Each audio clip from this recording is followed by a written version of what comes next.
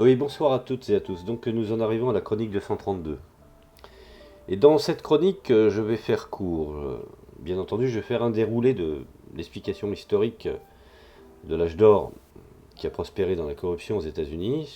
Quelque chose qu'il faut à un moment donné trancher dans le vif face aux idées reçues qui nous vendent effectivement de moins de bureaucratie, moins d'État et plus de liberté d'entreprendre. Et finalement, dans cette étude, qui est quand même un élément important, puisque je me base sur les travaux de Richard White, qui est professeur émérite d'histoire à l'université de Stanford. Comme ça, on ne pourra pas m'accuser d'utiliser un professeur émérite de l'université de Moscou. Et donc, dans cette synthétisation, je vais essayer de vous expliquer que ce que les, aujourd'hui, braves libéraux, à commencer par Macron, jusqu'aux penseurs américains contemporains, passant de Biden à Donald Trump, nous vantent que la réussite ne peut passer que par l'absence de l'État. Or, il faut savoir qu'entre les années 60 et 70, âge à laquelle les États-Unis ont été les moins corrompus, comme par hasard, période où le keynésianisme fut une doxa en vigueur. Alors, rentrons dans le vif du sujet. Je vais vous faire un déroulé, effectivement, succinct, pour ne pas rentrer trop dans les détails, afin que cette vidéo ne dure pas trop longtemps. Cependant, je dois préciser que les États-Unis se sont construits sur une forme de corruption. Ça, beaucoup de gens aujourd'hui, bien entendu, ont tout intérêt à le taire. Alors rentrons dans ce qui nous occupe. Alors je dirais que les États-Unis devenaient la première puissance industrielle du monde à la fin du XIXe siècle. Ceux qui se trouvaient au sommet de l'échelle économique de l'âge d'or américain ont accumulé des fortunes spectaculaires. En 1890, les 4000 millionnaires du pays détenaient 20% de la richesse du pays, et avec cette énorme richesse est devenue une corruption, je dirais, politique colossale. Les géants de l'entreprise pouvaient acheter tout ce qu'ils voulaient, y compris les politiciens. Richard White, comme je l'ai mentionné tout à l'heure, puisque c'est à la lumière de ses travaux, professeur émérite d'histoire à l'université de Stanford, et auteur de The Republic for Which It Stands, The United States During the Reconstruction for Gilded Age, 1865-1896, affirme que l'âge d'or a été, je dirais, l'une des époques les plus corrompues de l'histoire américaine, principalement à cause de l'essor des entreprises et de la croissance des moyens de communication modernes, qui ont, je dirais, intensifié le fonctionnement de la corruption, ce que nous connaissons aujourd'hui par les hautes technologies. On voit avec quel cynisme les oligarques, je dirais, de l'économie de marché, de la mondialisation, et avec quel cynisme ils font des affaires et s'enrichissent même quand la situation, je dirais, est la pire pour les peuples. Alors, bien entendu, le mot qui était précisé à l'époque, qui était cru dans les esprits, c'est un gouvernement du peuple, par le peuple et pour le peuple, non plus. Et cela a été écrit par l'ancien président Rutherford B. Hayes dans son journal en 1886. C'est un gouvernement par les entreprises, des entreprises et pour les entreprises. Vous savez, c'est un peu comme on a substitué les droits de l'homme par les droits du commerçant. Alors, les politiciens ont reçu des pots de vin, je dirais, oui, ils n'ont pas peur de le dire, d'une beauté spectaculaire de la part des entreprises, et ont exigé des pots de vin, car le coup de main qu'ils tendaient venait souvent avec une paume largement ouverte. Alors, précisons effectivement quels sont les outils et les éléments qui ont mis en place la possibilité de cette corruption endémique. Alors oui, les chemins de fer tout d'abord, qui étaient à l'avant-garde de la corruption politique. Les chemins de fer ont propulsé l'expansion de l'économie américaine, alors que les voies ont presque quadruplé entre 1871 et 1900. Pour le petit entrecrochet, je pense que toute personne a regardé à un moment donné ce feuilleton un peu culte que fut La Petite Maison dans la Prairie, avec ce fermier idéal que fut Charles Ingalls avec sa petite famille. Et avec toute cette petite ville de Walmer Grove où tout le monde s'entendait. Alors moi je vous invite à regarder le dernier épisode et vous verrez comment la corruption, même dans ce feuilleton, qui est un feuilleton qui finalement est à l'eau de rose, mais regardez le dernier feuilleton où ils sont obligés de détruire leur bâtisse eux-mêmes, donc de détruire leur propre ville, parce que le chemin de fer passe, et ces manias-là ont décidé de racheter ce village, et comme les habitants de Walmer Grove ne veulent pas leur céder 1 centimètre de ce qu'ils ont bâti, préfèrent détruire leur propre ville pour éviter que ces manias reprennent la petite ville et en font un lieu de commerce. Donc on est plein dedans.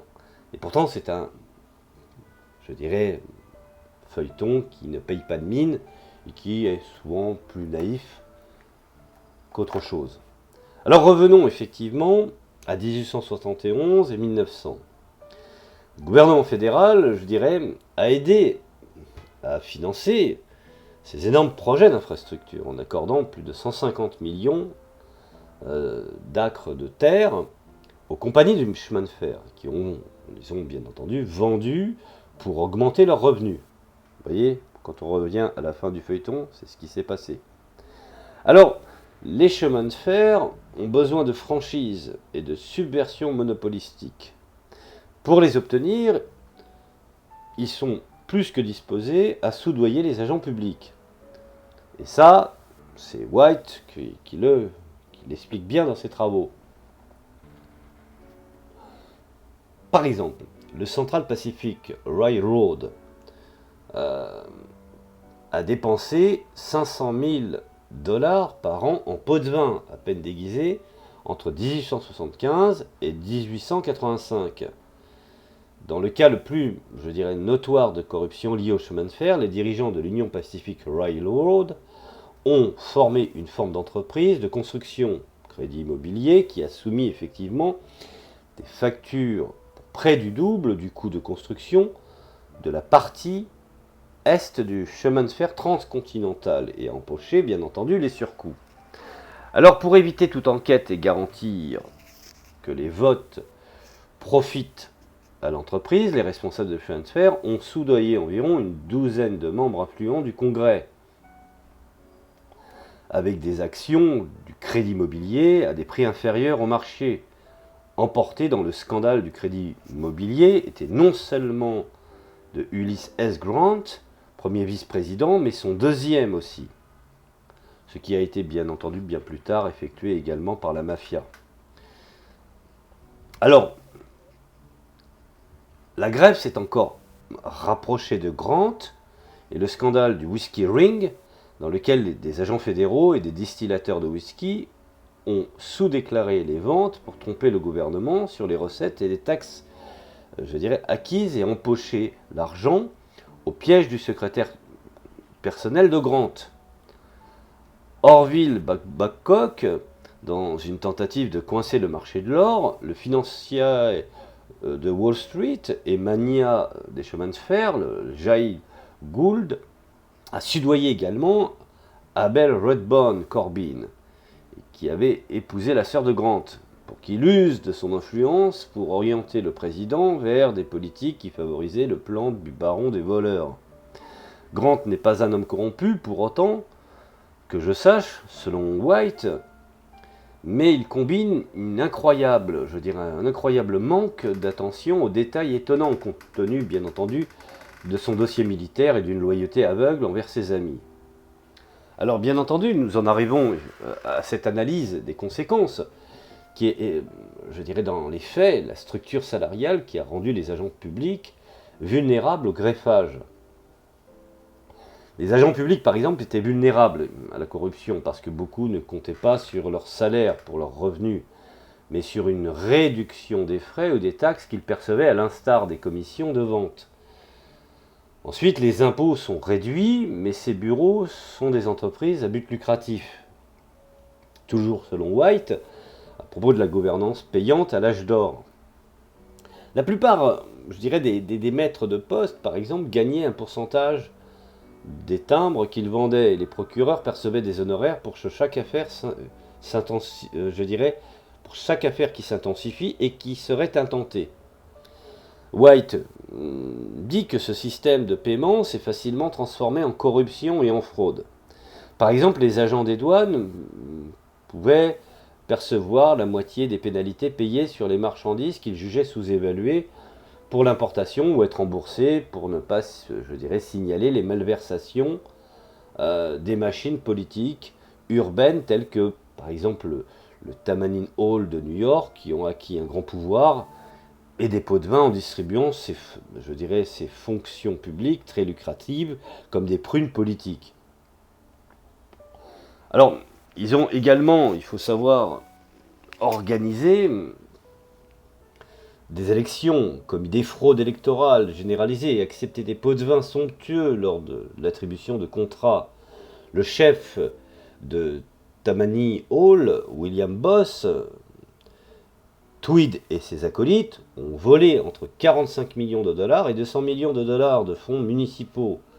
Un chiffre, je dirais, se chiffrant en milliards de dollars aujourd'hui, si on fait effectivement la comparaison du ratio. Et Tweed a accumulé suffisamment de greffes pour devenir le troisième plus grand propriétaire foncier de New York, jusqu'à ce que sa condamnation sur 204 chefs d'escroquerie, ce qui n'est quand même pas rien. Une forme de corruption plus subtile que le politicien Tammany Hall, George W. Plunkett, a défendu comme une greffe honnête et a également miné l'âge d'or. Au lieu de voler les coffres publics et de faire chanter les propriétaires d'entreprises, voire même des politiciens tels que Plunkett, qui ont utilisé leur connaissance intime de l'endroit où les travaux publics seraient construits, pour se lancer dans une sorte de, je dirais, de spéculation foncière très rentable. Alors une grande partie de la corruption de l'âge d'or est la capacité d'obtenir des informations privilégiées et, ma foi, de les utiliser à des fins privées, a déclaré White. Alors nous en arrivons effectivement à ce que je disais tout à l'heure, la bureaucratie met fin à la corruption de l'âge d'or. Et ça c'est un fait, c'est factuel, c'est sourcé, je veux dire, il n'y a même pas à discuter. Alors on peut nous vendre effectivement beaucoup de chimères, mais l'histoire n'a qu'une honte, c'est d'être dévoyé. Alors le tournant du XXe siècle a apporté l'aube de l'ère progressiste, qui a mis fin à la corruption de l'âge d'or. Les journalistes, McCracken, qui ont dénoncé la corruption politique, ont ouvert la voie à la promulgation de réformes par le président Theodore Roosevelt, notamment une réforme fiscale et électorale, ainsi que les limitations du pouvoir des entreprises. Ce qui allait, bien entendu, à l'encontre de la vision, je dirais, libérale de Milton Friedman. White dit que le développement d'une bureaucratie gouvernementale a joué un rôle majeur dans la fin de la corruption politique de l'âge d'or. Une série de lois assurant une surveillance et passage d'une gouvernance basée sur les honoraires à une structure salariale ont entraîné une baisse spectaculaire des cas de corruption. Et si l'âge d'or est la période la plus corrompue des États-Unis, la période entre l'ère progressiste et les années 60 et 70 est parmi la moins corrompue. Alors vous voyez, quand nous entendons aujourd'hui beaucoup d'ignorants qui mélangent propagande et histoire politique et économique, nous voyons bien que l'importance d'un État-providence avec une administration est un élément qui, effectivement, évite à certains qui auraient trop de pouvoir de s'accaparer, effectivement, toutes les matières premières, y compris la privatisation de l'ensemble du pays, et qui ferait du peuple un sous-traitant. Voilà, je vous remercie de m'avoir écouté, je vous dis à la prochaine chronique.